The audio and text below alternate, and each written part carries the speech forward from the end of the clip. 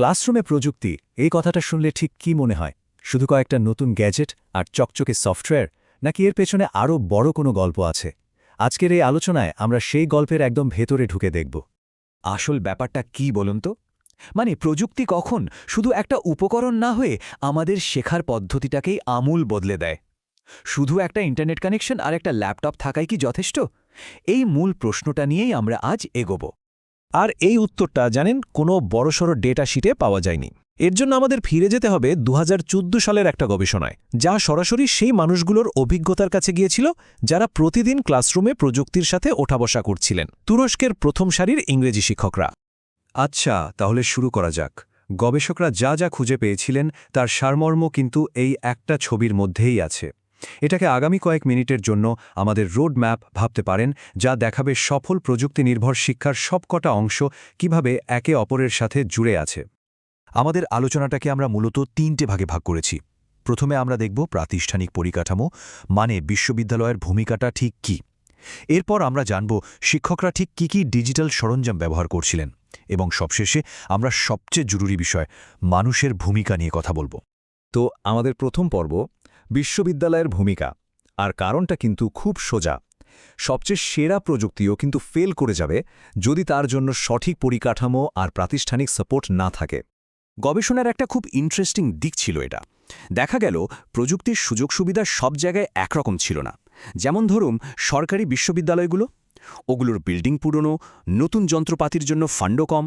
আবার অন্যদিকে ফাউন্ডেশন বিশ্ববিদ্যালয়গুলো ছিল বেশ আধুনিক। ওরা প্রযুক্তির জন্য সরাসরি টাকা ঢালত। মানে ব্যাপারটা পরিষ্কার, শুধু ইচ্ছে থাকলেই হবে না, টাকা আর পরিকাঠামো লাগবে। বেশ, প্রাতিষ্ঠানিক দিকটা তো বোঝা গেল। এবার চলুন একটু ভেতরে ঢোকা যাক। মানে সেই সময় শিক্ষকরা ক্লাসরুমে ঠিক কি জিনিস ব্যবহার করছিলেন, তাদের ডিজিটাল টুলবক্সে কী ছিল? তালিকাটা দেখলে বেশ চেনা চেনা লাগবে। সবার আগে তো ইন্টারনেট, ওটা তো ছিল সবকিছুর মূলে। সাথে ল্যাপটপ আর প্রজেক্টর তো ছিলই, আর কিছু নির্দিষ্ট সফটওয়্যার যেমন ব্লগ, মুডল, উইকি, এগুলোরও ব্যবহার ছিল। অডিও সিস্টেম, আর হ্যাঁ, ল্যাঙ্গুয়েজ ল্যাবও ছিল, যদিও সেগুলোর ভূমিকা তখন একটু একটু করে বদলাচ্ছিল।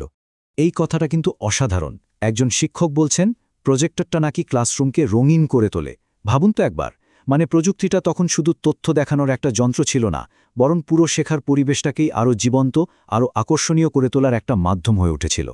কিন্তু শুনুন, বিশ্বের সেরা প্রযুক্তিও কিন্তু ফেল করে যাবে যদি একটা খুব জরুরি জিনিস না থাকে। আর সেটাই আমাদের আলোচনার শেষ এবং সম্ভবত সবচেয়ে গুরুত্বপূর্ণ অংশ, মানবিক উপাদান। মজার ব্যাপার হলো, শিক্ষকরা নিজেরাই কয়েকটা জরুরি শর্তের কথা বলেছিলেন। ১. ছাত্র আর শিক্ষক দুজনেরই প্রযুক্তি নিয়ে যথেষ্ট জ্ঞান থাকতে হবে। ২. শিক্ষকদের জন্য নিয়মিত ট্রেনিং বা সেমিনারের মতো সাপোর্টের ব্যবস্থা রাখতেই হবে। আর ৩ নম্বরটা খুব গুরুত্বপূর্ণ, যেসব অভিজ্ঞ শিক্ষকরা ধরুন ৯০-এর দশকের টেকবুমের আগে থেকে পড়াচ্ছেন, তাদেরকেও এই নতুন টেকনোলজির সাথে মিলিয়ে নিতে হবে। তবে শুধু টেকনিক্যাল স্কিল থাকায় কিন্তু যথেষ্ট নয়। গবেষণার একটা খুব গভীর পর্যবেক্ষণ ছিল এটা। প্রযুক্তি নিয়ে যে ভয় বা একটা কুসংস্কার থাকে, সেটা দূর করাটা ছিল সাফল্যের পথে একটা মস্ত বড় ধাপ। এই মানসিক বাধাটা টপকাতে না পারলে সবচেয়ে দামি যন্ত্রপাতিও কিন্তু অকেজো হয়ে পড়ে থাকে। তাহলে চলুন আবার আমাদের সেই মূল ছবিটাতে ফিরে যাই। পুরো আলোচনার সারমর্মটা কী দাঁড়ালো? কার্যকর শিক্ষামূলক প্রযুক্তি কোনো একটা আলাদা জিনিস নয়।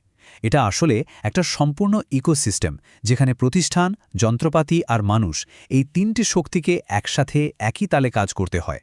এর কোনো একটা দিক যদি দুর্বল হয়, পুরো সিস্টেমটাই কিন্তু নড়বড়ে হয়ে যায়। ২০১৪ শুনতে খুব বেশি পুরনো মনে হচ্ছে না, তাই না?